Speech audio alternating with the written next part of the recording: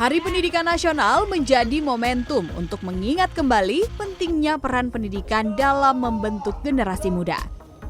Meski sistem pendidikan di Indonesia dinilai terus mengalami perbaikan, namun masih menyisakan sejumlah tantangan.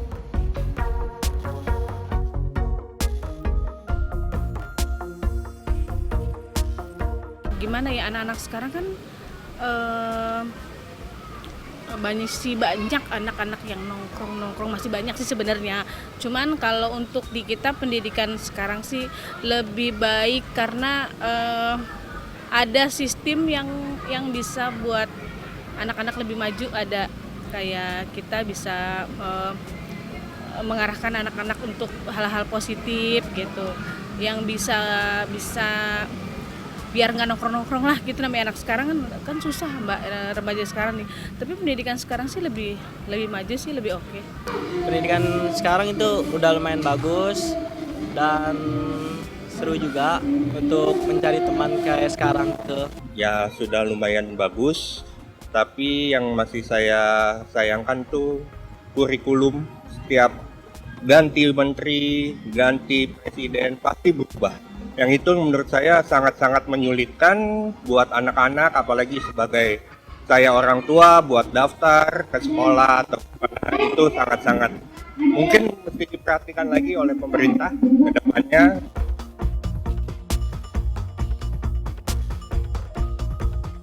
Fasilitasnya di sekolah ya udah mulai bagus sih, karena udah mulai banyak sekolah-sekolah yang dibangun ya Kak, jadi bagus.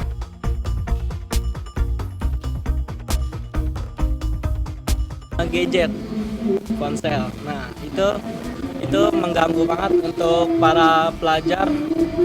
Pokoknya ya itu mengganggu belajar kita untuk tidak fokus.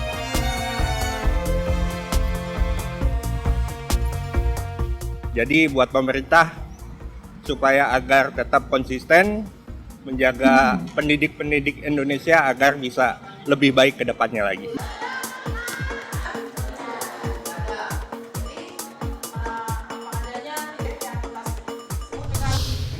Ya, sebagai fondasi kecerdasan bangsa, pendidikan tentunya tidak lepas dari peran tenaga pengajar atau tenaga pendidik ya. Guru, pahlawan tanpa tanda jasa.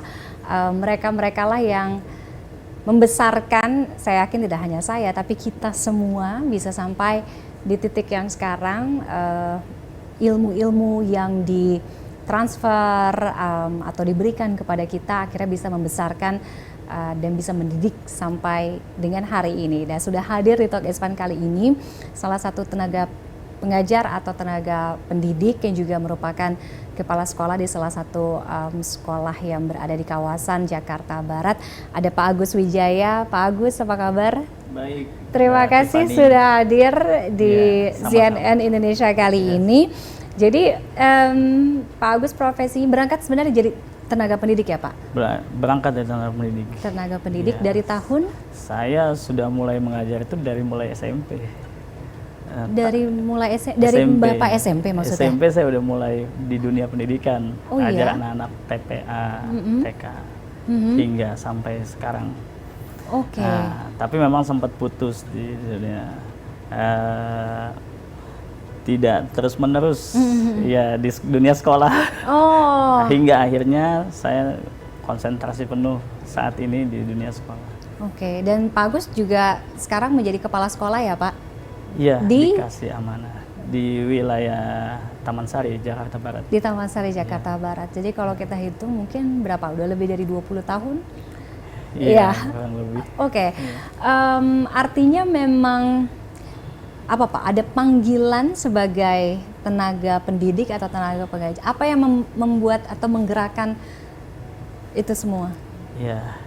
Jadi memang awalnya tidak ada rasa interest ya ke dunia pendidikan ya. Walaupun memang saya mulai, tapi saya melihat bahwa kehadiran kita itu ternyata menjadi sebuah harapan buat mereka, gitu. Ya, satu sisi kita punya kebiasaan, satu sisi kita dituntut sebuah kepedulian. Nah, disitulah rasa nurani kita tergerak, sehingga akhirnya saya berkonsentrasi di dunia pendidikan. Seperti itu mungkin berarti Pak. Oke. Jadi setelah waktu yang selama ini menjadi seorang tenaga pengajar atau tenaga pendidik, profesi atau panggilan hati?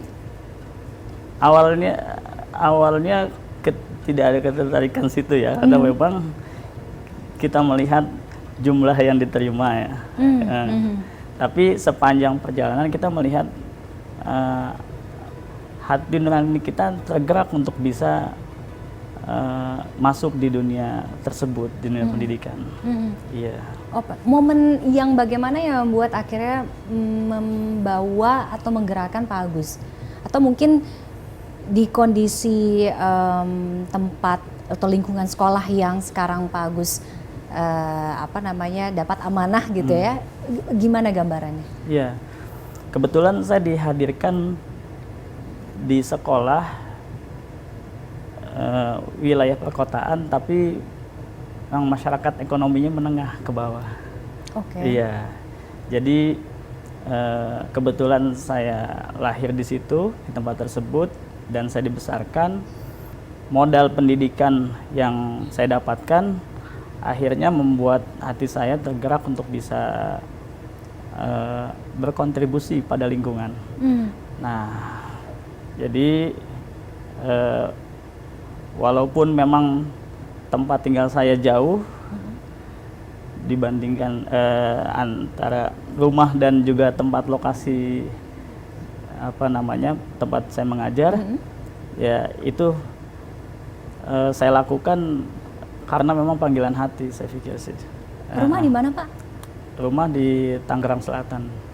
Tangerang Selatan. Iya, Tangerang Selatan. Oke, dengan kondisi tempat mengajar ada atau lingkungan sekolahnya ada di Jakarta Barat. Jakarta Barat. Oke, udah lintas provinsi itu ya Pak.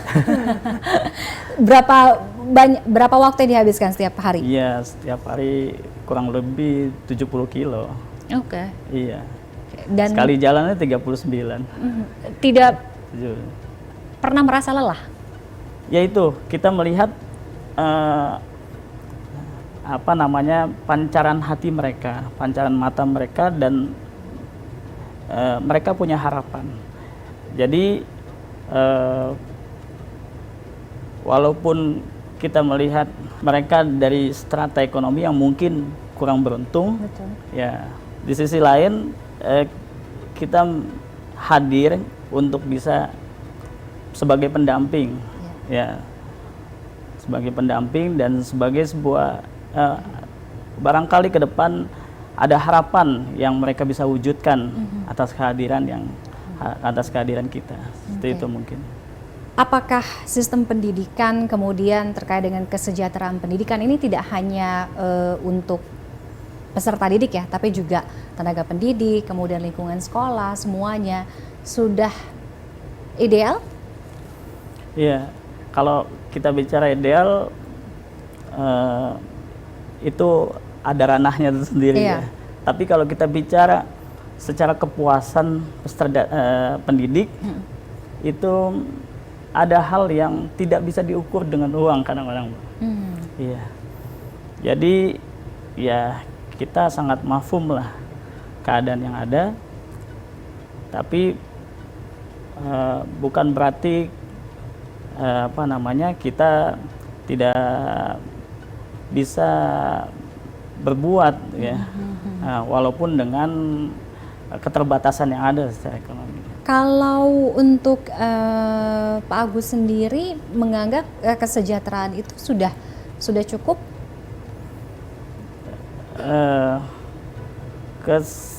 Belum merata sih saya lihat. Kalau untuk pendidik itu belum merata. Dan ya kita tidak pungkiri bahwa kita punya harapan dari sisi itu. Iya. Kita punya keinginan bahwa perhatian pemerintah terhadap pendidikan ini menjadi konsen, jadi hal yang konsen ya. Karena yang kita ajarkan adalah makhluk hidup ya, manusia yang dinamis, yang dimana dia bisa berkembang secara pesat ketika fokus pendidikan ini menjadi betul, menjadi baik gitu kan, seperti itu. Oke. Di Hari Pendidikan ini apa harapan Pak Agus?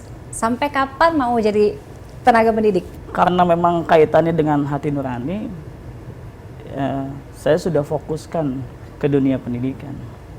Iya.